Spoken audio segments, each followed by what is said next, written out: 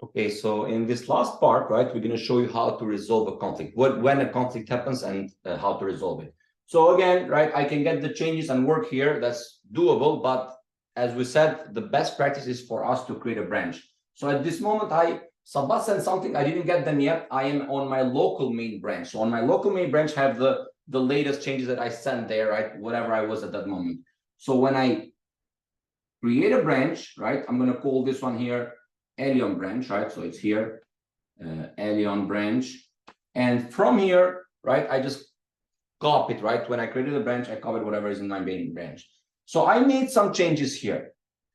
Now, when I'm trying to get the changes from Sabah, again, I can get the changes directly from the GitHub, from the main branch by saying git pull origin main, right? Always you're getting from the main branch, you work in here. Get from the main branch, you work here and send to your own branch.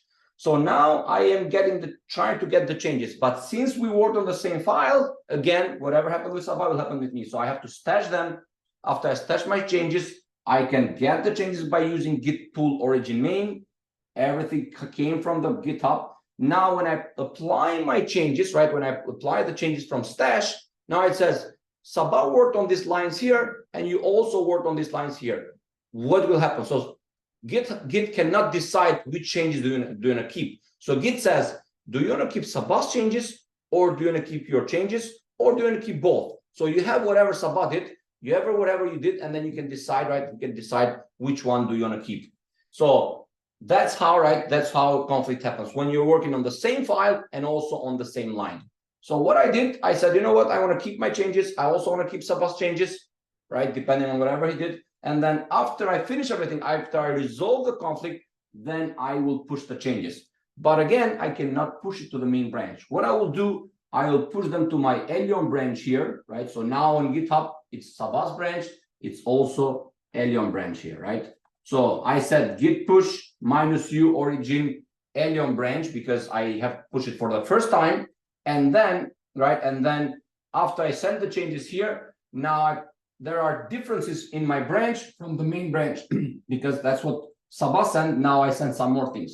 So again, I will need to do a pull request, right? A pull request to send the changes from my Elion branch online to the main branch online. So that's how I keep myself up to date. So you need to keep in mind, guys, always work on your branches, get everything from the online main branch, always make changes. And also we suggest you to go with small iterations. So do something small, don't do big changes, do something small, try to get if there is something new and send your changes.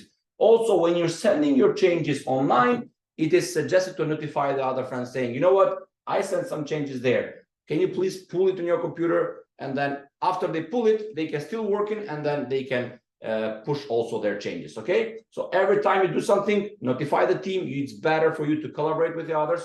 And this is the like the schema. I'm going to delete these parts here, but this is how it works. My main branch locally, my branch locally, Sabah's main branch locally, Sabah's branch locally, and everything is also sent on GitHub. Okay. Have a good project. See you.